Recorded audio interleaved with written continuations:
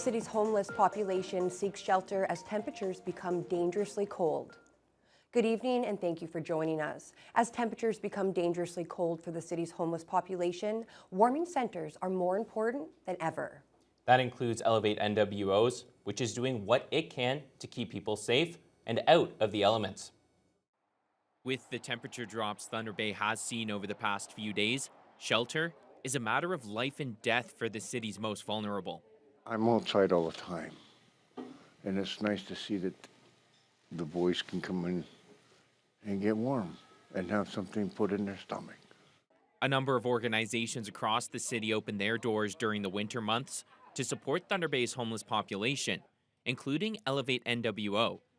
Their Cumberland Street Warming Center offers a place for the vulnerable to stay warm, get something to eat, and get connected to crucial services.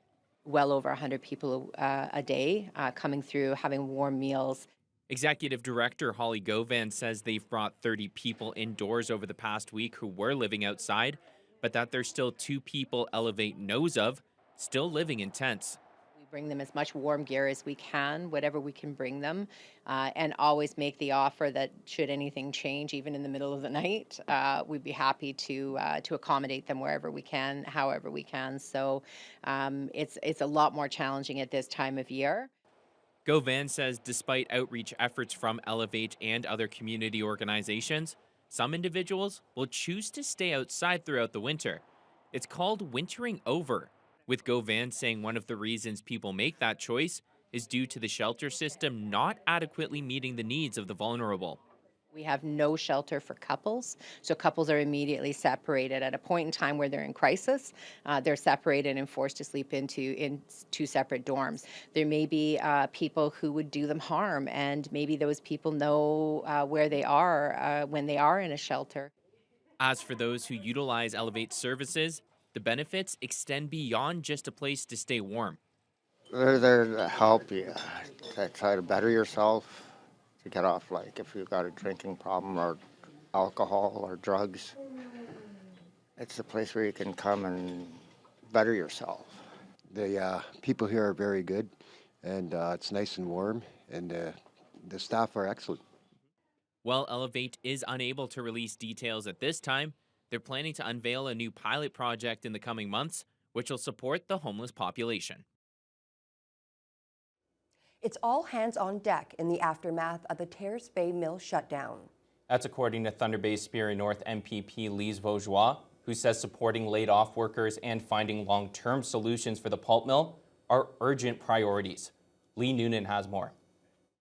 The new year got off to a rough start on the North Shore as AV Terrace Bay announced on January 2nd they were laying off 400 workers and indefinitely idling the pulp mill. In addition to the layoffs at the mill, Thunder Bay Superior North MPP Lise Vaugeois estimates there could be as many as 1,000 indirect jobs affected. It's the primary economic engine, anchor for that community and really for many communities along the North Shore. It also affects people on Highway 11 who would be doing cutting, chipping, delivering, and so on. Many business owners in Terrace Bay say they're expecting lean times as laid-off workers cut back on their spending. Gino LeBlanc, former mill manager and town councillor, now manages the local grocery store. He's predicting all businesses in Terrace Bay will feel the pinch. Certainly the profit goes down, and the less groceries we sell, the harder it is to keep the prices down.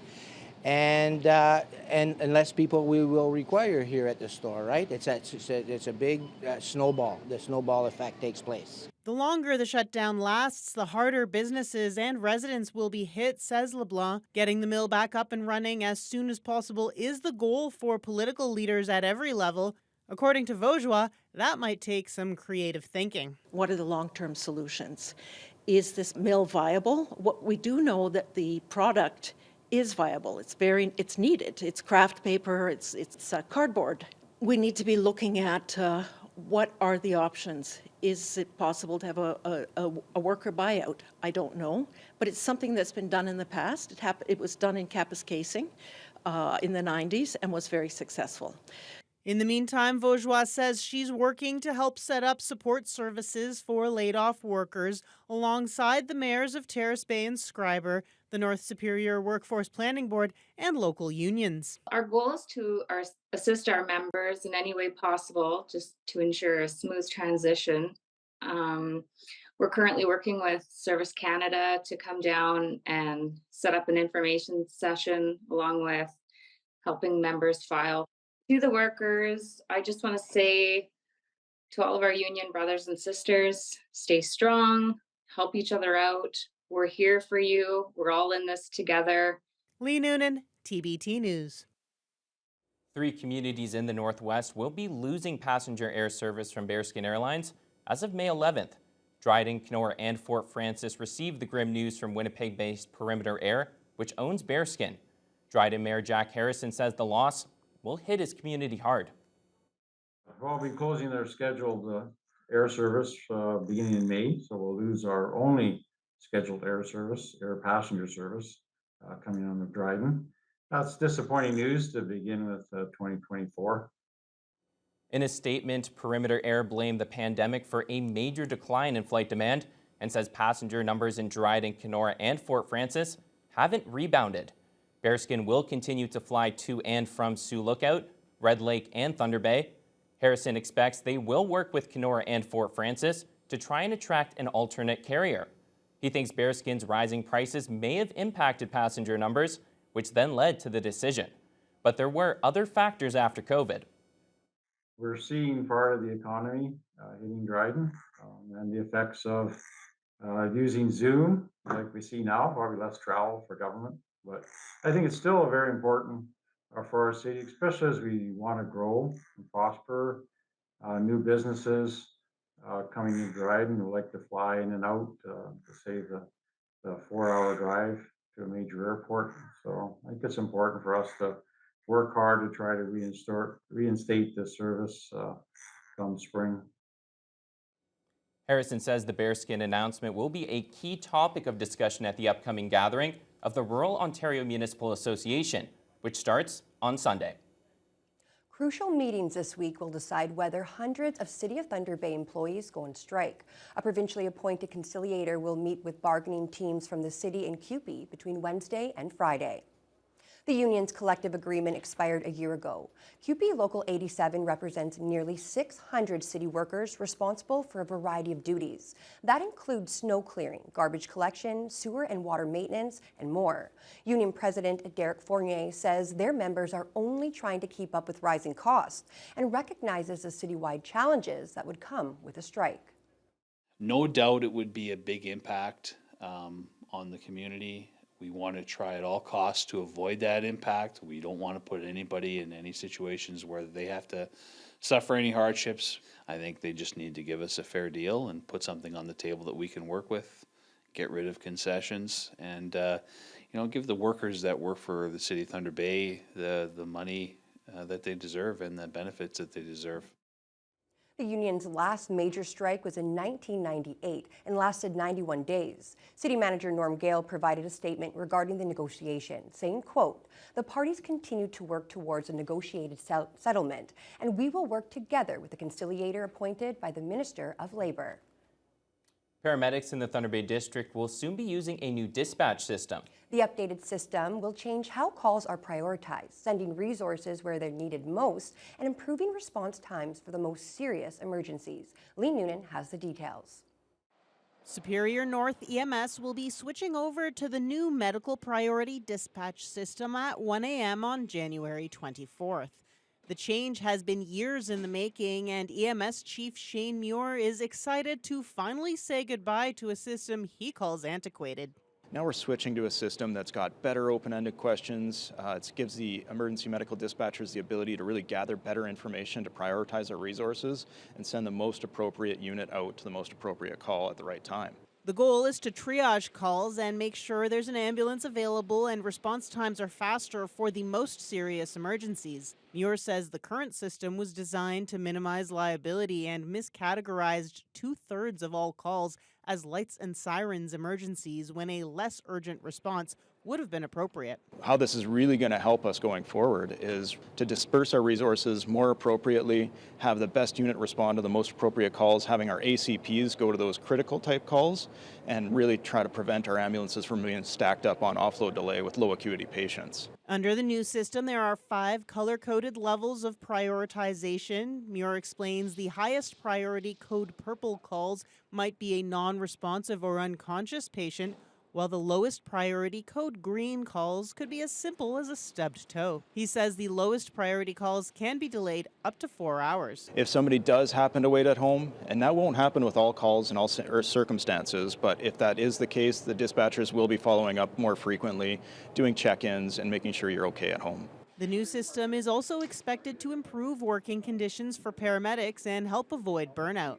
Now that we have actual coding for low acuity responses, we can better manage our resources. And some way we might do that is have our paramedics actually get their breaks so they're rested, recouped, and ready to respond to that next call. Muir says paramedics are cautiously optimistic about the new system as they await its implementation. For his part, he's confident it will be a benefit to his staff and will help with retention. Lee Noonan, TBT News.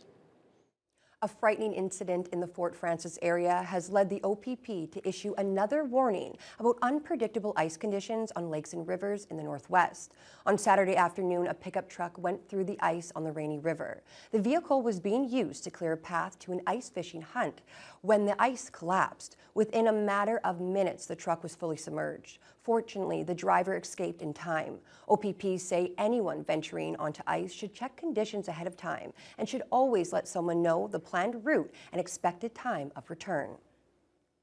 Farmers around the Thunder Bay area are worried about next year's crops due to the dry conditions and lack of snow we had in December. Local farmer Jason Reed says it's just the latest in the harshly different weather conditions they've seen over the past 3 years, which have negatively impacted hayfields and other crops. Jaden Billick reports. Untimely small rains at the wrong time made for a challenge to harvest some of it, so the quality maybe isn't there on the hay, but corn silage is able to make up for it. A real tough fall for grain harvest. Farmers like Jason Reed would describe this past season as quality but lack of quantity for their crops. Agricultural businesses like Reed's are still feeling the fallout from about 3 years ago during the drought we experienced when they were down to about a third or less of their crops. Farmers aim to carry over their feed from one season to next, but most farms across the Thunder Bay area haven't been able to recover just yet.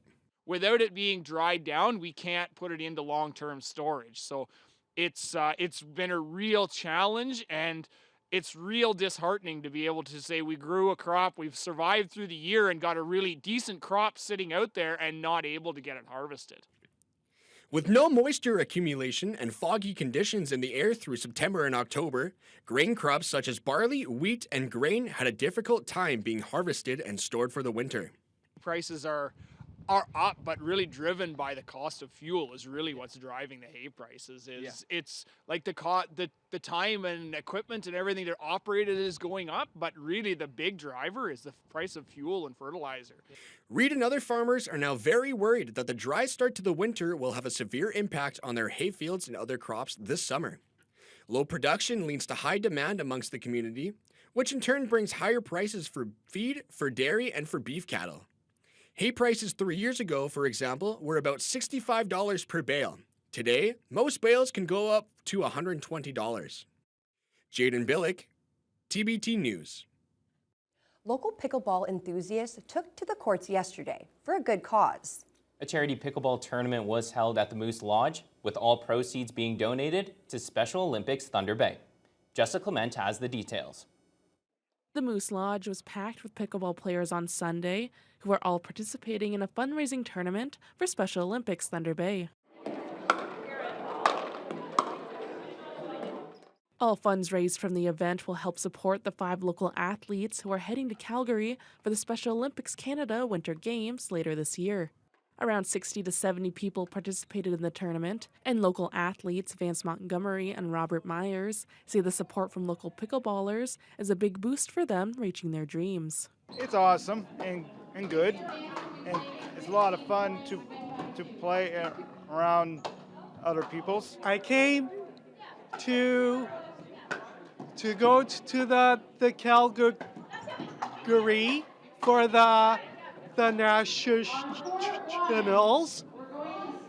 and I'm gonna win the gold medal. Thunder Bay Pickleball Club head coach Jason Horchuk says the sport is quickly growing in the city and estimates around 500 to 600 local players. It's been unbelievable.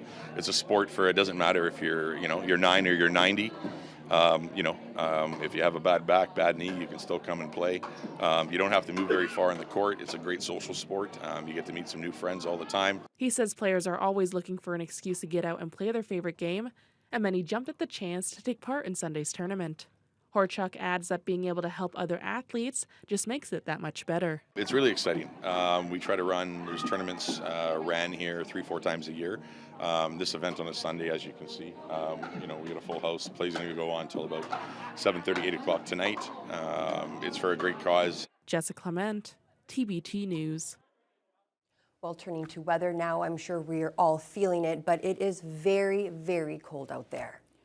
I think we're all just wusses at this point. Fair enough. It's from what we're used to. It was the mild start. It just lulled us into a false sense of security because this sounds bad. We had an overnight low of minus 24. Well, first morning low happened around 9 a.m. Minus 24 and a wind chill of minus 36. Now, normally at this time of year, our lows are around minus 21, so that's really not that far off. But during the day, this is when you have lots of room to complain because we topped out with a high of minus 19. Normally at this time of year, minus 9 is our high. So yeah, I think we can be a little bit wimpy when it comes to this. Wind chills hit minus 31 this afternoon. So if you were outside, it was just too cold indeed. We had a sunny start, but increasing clouds throughout the day. And winds just kicked up a notch this afternoon, up to 42 kilometers an hour. Now, at this time, we've got just some extra cloud to the west, but Fort Frances had wind chills hit minus 39 in the pre-dawn hours. It was brutally cold. Right now at minus 22, it feels closer to about minus 34. Ironically, a little bit further north, it was a little bit milder overnight, but Red Lake has had snow and blowing snow for much of the day. They're currently also at minus 22, similar wind chills. Greenstone, they had snow for much of the day, then a little bit of break this afternoon. It's just started up again, but temperatures have been actually dropping all day, and they're currently at their low of minus 21. As we head into the eastern shores of Lake Superior, it's definitely been a milder day. Temperature has been holding fairly steady. Not really much fluctuation between last night and today. They're currently at minus 10 in Wawa, minus 11 in Sault Ste. Marie, and wind chills are hovering around minus 15. Here in the city of Thunder Bay, we are going to get another seasonally cold night, minus 23 and a wind chill of minus 34. We are expecting to see a few periods of light snow, but the concern is frostbite. If anybody's outside, if you have pets, don't be leaving them out very long. You want to bring them in quickly. And with that snow, you definitely want to keep your shovels handy. We're not going to get hit hard, but we are going to see snow, and that will continue until Wednesday. Then the second half of the week, looking fairly dry. Unfortunately, it will continue to be very cold, and I'll have more details on that later on in the news hour, but unfortunately, I don't have any good news for a warm-up. Oh. Well, that's unfortunate. Thanks so much for that, though. Fiona can stick around because after the break, we'll have more information on that cold snap that is hitting the western parts of our country. This is this cold Arctic air that came over from Siberia. Some people call it the polar vortex. It's very thick and heavy.